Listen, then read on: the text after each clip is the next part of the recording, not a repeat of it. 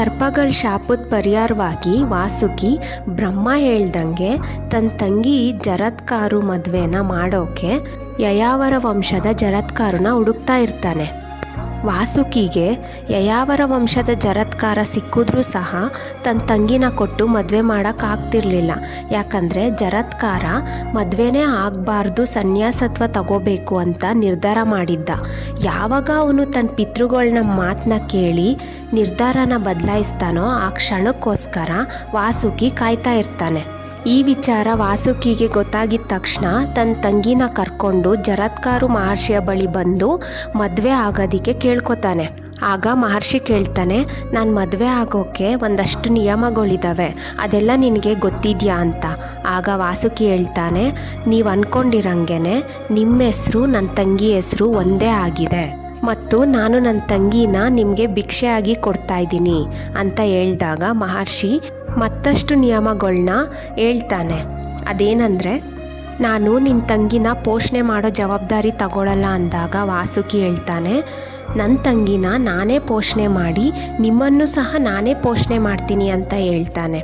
ಆಗ ಮತ್ತೊಂದು ನಿಯಮನ ಮಹರ್ಷಿ ಹೂಡ್ತಾನೆ. ನಿನ್ನ ತಂಗಿ ಯಾವ ಕ್ಷಣ ನನಗೆ ಇಷ್ಟ ಆಗದೆ ಇರೋಂಗೆ ಮಾತಾಡೋದಾಗಲಿ ನಡ್ಕೊಳ್ಳೋದಾಗಲಿ ಮಾಡ್ತಾಳೋ ಅವಾಗಿಂದ ನಾನು ನಿನ್ನ ತಂಗಿನ ತ್ಯಜಿಸ್ಬಿಡ್ತೀನಿ. ಈ ನಿಯಮಕ್ಕೂ ವಾಸುಕಿ ಒಪ್ಕೊಂಡು ತನ್ನ ತಂಗಿನ ಮಹರ್ಷಿಗೆ ಕೊಟ್ಟು ಮದುವೆ ಮಾಡ್ತಾನೆ. ವಾಸುಕಿ ಮುಂಚೆನೇ ಹೇಳ್ದಂಗೆ ಮಹರ್ಷಿನ ಮತ್ತು ತನ್ನ ತಂಗಿನ ಇವನೇ ಸಾಕೋ ಜವಾಬ್ದಾರಿ ತಗೊಂಡು ಅವ್ರಿಗಾಗಿ ಒಂದು ಅರಮನೆಯೇ ನಿರ್ಮಿಸ್ಕೊಡ್ತಾನೆ. ಜರತ್ಕಾರು ಗರ್ಭವತಿ ಆಗ್ತಾಳೆ. ಒಂದಿನ ಮಹರ್ಷಿ ಆಯಾಸಗೊಂಡು ಪತ್ನಿಯ ತೊಡೆಯ ಮೇಲೆ ತಲೆ ಇಟ್ಟು ಮಲಗಿರ್ತಾನೆ. ಜರತ್ಕಾರು ಮಹರ್ಷಿಗೆ ಅರಿವೇ ಇಲ್ಲದೇನೆ ತುಂಬ ಗಾಢವಾದ ನಿದ್ರೆಗೆ ಜಾರಿರ್ತಾನೆ. ಸೂರ್ಯಾಸ್ತ ಆಗೋ ಸಮಯ ಆದರೂ ಸಹ ಎದ್ದೇಳೋದಿಲ್ಲ. ಇದನ್ನು ನೋಡಿದಂತಹ ಜರತ್ಕಾರುಗೆ ಅನಿಸುತ್ತೆ, ಸೂರ್ಯಾಸ್ತ ಆಗ್ತಾ ಇದೆ, ಧರ್ಮನಿಷ್ಠೆ ಪಾಲನೆ ಮಾಡಬೇಕು. ಈಗ ನಾನು ಎಬ್ಸೋದ್ರಿಂದ ಮಹರ್ಷಿಗೆ ಕೋಪ ಬರ್ಬೋದು, ಆದರೆ ಎಬ್ಬಿಸ್ದೇ ಇದ್ದರೆ ಸಹ ಅದು ಕೂಡ ತಪ್ಪಾಗುತ್ತೆ. ಈಗ ನಾನು ಏನು ಮಾಡಲಿ, ಏನೇ ಮಾಡಿದ್ರೂ ಸಹ ಮಹರ್ಷಿ ಕೋಪಕ್ಕೆ ಗುರಿ ಆಗೇ ಆಗ್ತೀನಿ ಅಂತ ತುಂಬ ಹೊತ್ತು ಯೋಚನೆ ಮಾಡಿ ಕೊನೆಗೆ ಅದೇನೇ ಆದರೂ ಸರಿ ಧರ್ಮನಿಷ್ಠೆ ವಿರುದ್ಧ ಹೋಗಬಾರ್ದು ಅಂತ ಮಹರ್ಷಿನ ತುಂಬ ಸೌಮ್ಯವಾಗಿ ಎಬ್ಬಿಸ್ತಾಳೆ. ಆದರೂ ಸಹ ಮಹರ್ಷಿಗೆ ತುಂಬ ಕೋಪ ಬಂದು, ನೀನು ನನಗೆ ಇಷ್ಟ ಇಲ್ಲದೆ ಇರೋ ಕೆಲಸ ಮಾಡಿದ್ಯಾ, ಆದ್ದರಿಂದ ನಾನು ಈಗಲೇ ನಿನ್ನನ್ನು ಬಿಟ್ಟು ನನ್ನ ಆಶ್ರಮಕ್ಕೆ ನಾನು ಹೊಟ್ಟೋಗ್ತೀನಿ ಅಂತ ಹೇಳಿದಾಗ ಜರತ್ಕಾರು ಹೇಳ್ತಾಳೆ, ಸೂರ್ಯಾಸ್ತ ಆಗ್ತಾ ಇದೆ, ನಿಮ್ಮ ಧರ್ಮನಿಷ್ಠೆಗೆ ಧಕ್ಕೆ ಬರಬಾರ್ದು ಅಂತ ನಾನು ನಿಮ್ಮನ್ನು ಎಚ್ಚರಿಸ್ದೆ ಅಂತ ಹೇಳಿದಾಗ ಮಹರ್ಷಿ ಇನ್ನೂ ಕೋಪಗೊಂಡು ಹೇಳ್ತಾನೆ, ನಾನಿನ್ನೂ ಮಲಗಿರುವಾಗ ಸೂರ್ಯನಿಗೆ ಅಸ್ತಾಂಗ ಹೇಗಾಗುತ್ತೆ? ನನ್ನ ಮನಸ್ಸಿಗೆ ಅದು ಚೆನ್ನಾಗಿ ತಿಳಿದಿದೆ, ನಾನು ಮಲಗಿರೋವರೆಗೂ ಸೂರ್ಯ ಅಸ್ತಂಗತ ಆಗಲ್ಲ ಅಂತ. ನೀನು ನನಗೆ ಅವಮಾನ ಮಾಡಿದ್ಯಾ, ಅವಮಾನ ಮಾಡಿರೋ ಜಾಗದಲ್ಲಿ ನಾನು ಒಂದು ಕ್ಷಣನೂ ಇರೋದಿಲ್ಲ. ಈ ನೋವಿನಿಂದ ಜರತ್ಕಾರು ಅಳುತ್ತಾ ಪತಿನ ತುಂಬ ಬೇಡ್ಕೋತಾಳೆ. ಆದರೂ ಸಹ ಮಹರ್ಷಿ, ಈ ವಿಚಾರವಾಗಿ ನಾನು ನಿನಗೆ ಮದುವೆಗೂ ಮುಂಚೆನೇ ಹೇಳಿದ್ದೀನಿ, ಈಗ ನೀನು ಹೇಳೋದ್ರಿಂದ ಯಾವುದೂ ಬದಲಾಗಲ್ಲ. ನಾನು ಇದುವರೆಗೂ ಸುಳ್ಳು ಹೇಳಿಲ್ಲ, ನಾನು ಏನೆಲ್ಲ ಹೇಳಿದ್ದೀನೋ ಅದರಂತೆ ನಾನು ನಡ್ಕೊಂಡಿದ್ದೀನಿ. ಹಾಗಾಗಿ ಈಗ ನಾನು ನಿನ್ನ ಬಿಟ್ಟು ಹೋಗ್ತೀನಿ, ನಿಮ್ಮ ಅಣ್ಣನಾದ ವಾಸುಕಿಗೂ ಸಹ ಇದನ್ನು ಹೇಳ್ಬಿಡು ಅಂತ ಹೇಳಿ ಹೊರಟೋಗ್ತಾನೆ.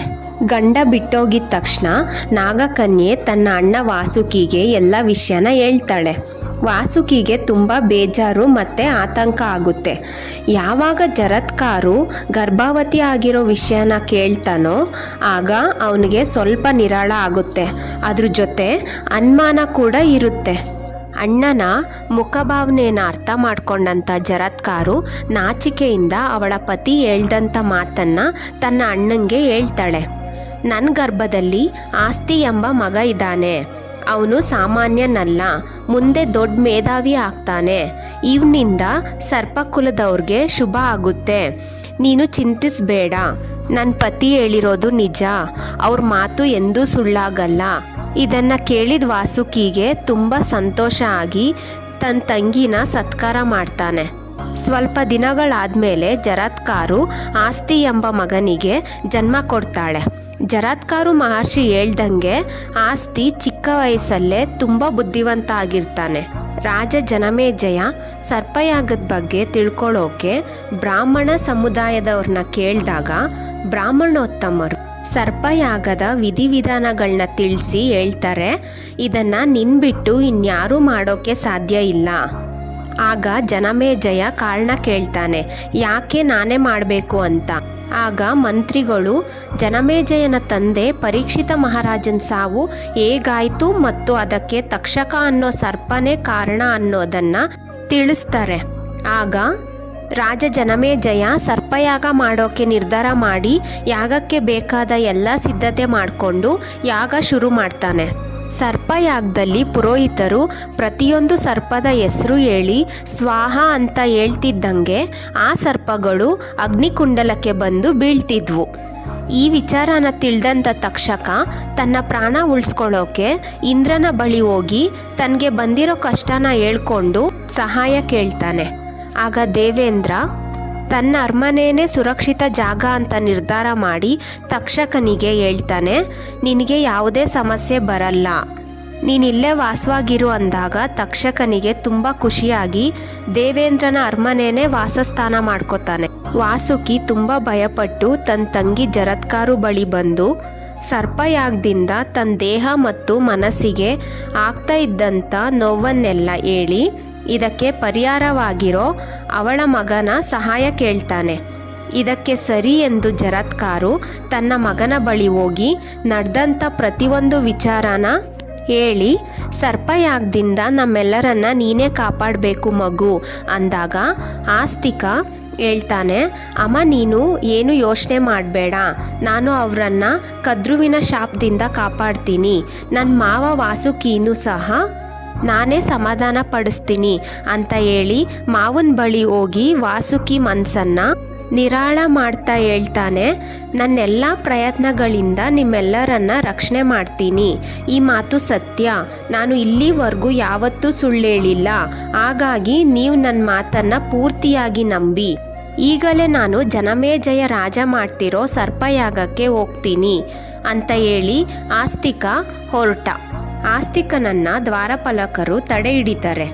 ಎಂತಕ್ಕೆ ಅಂತ ಪ್ರಶ್ನೆ ಮಾಡಿದಾಗ ದ್ವಾರಪಾಲಕರು ಹೇಳ್ತಾರೆ, ಅಪರಿಚಿತರನ್ನ ನಾವು ಯಜ್ಞ ಮಂಟಪದೊಳಗೆ ಬಿಡಲ್ಲ.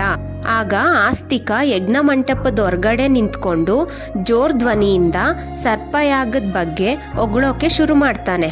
ಅದ್ರ ಜೊತೆಗೆ ಸರ್ಪಯಾಗ ಮಾಡ್ತಿರೋರ್ನ ಮತ್ತೆ ಮಾಡಿಸ್ತಿರೋರ್ನ ಅಂದರೆ ಜನಮೇಜಯ, ಪುರೋಹಿತರು, ಬ್ರಾಹ್ಮಣರು, ಅಗ್ನಿದೇವ ಇವ್ರ ಬಗ್ಗೆನೂ ಹೊಗಳುತ್ತಾನೆ. ಅವನ ಹೊಗಳಿಕೆ ಮಾತುಗಳು ಹೇಗಿತ್ತು ಅಂದರೆ, ರಾಜ ಜನಮೇಜಯ ಆಸ್ತಿಕನಿಗೆ ಏನೇ ವರ ಕೇಳಿದ್ರೂ ಸಹ ಕೊಡೋ ಅಷ್ಟು ಸಂತೋಷದಿಂದ ಇದ್ದ. ಅದ್ರ ಜೊತೆಗೆ ರಾಜಂಗೆ ತುಂಬ ಆಶ್ಚರ್ಯ ಅನಿಸಿದ್ದೇನೆಂದರೆ, ಆಸ್ತಿಕನ ವಯಸ್ಸು ತುಂಬ ಚಿಕ್ಕದಾಗಿದೆ, ಆದರೆ ಅವನ ಮಾತಲ್ಲಿ ತುಂಬ ಅನುಭವ ಇರೋ ಥರ ಕಾಣ್ತಿದೆ. ಮತ್ತು ರಾಜ ಏನೇ ಮಾಡೋಕ್ಕೂ ಮೊದಲು ಸಲಹೆಗಾರನ ಬಳಿ ಸಲಹೆ ಪಡೆದು ಮುಂದೆ ಹೋಗ್ತಾನೆ. ಹಾಗೇನೆ ಯಜ್ಞ ಮಂಟಪದಲ್ಲಿ ಇರೋ ಅಂಥ ಬ್ರಾಹ್ಮಣರನ್ನ ಮತ್ತು ಪುರೋಹಿತರನ್ನ ಕೇಳ್ತಾನೆ, ನಾನು ಆ ಬಾಲಕನಿಗೆ ಅವನು ಕೇಳಿದ ವರ ಕೊಡಬೇಕು ಅಂದ್ಕೊಂಡಿದ್ದೀನಿ, ಈ ನನ್ನ ನಿರ್ಧಾರ ಸರಿ ಅಲ್ವಾ ಅಂದಾಗ ಬ್ರಾಹ್ಮಣನು, ಹೌದು ರಾಜ, ನೀನು ಹೇಳ್ದಂಗೆ ಆ ಬಾಲಕ ಸಾಮಾನ್ಯನಲ್ಲ, ಅವನಿಗೆ ಆ ಅರ್ಹತೆ ಇದೆ. ಆದರೆ ತಕ್ಷಕ ಎಷ್ಟು ಬೇಗ ಬಂದು ಅಗ್ನಿಗೆ ಆಹುತಿ ಆಗ್ತಾನೋ ಅಷ್ಟು ಬೇಗ ನೀನು ಆ ಬಾಲಕಂಗೆ ವರ ಕೊಡಬಹುದು.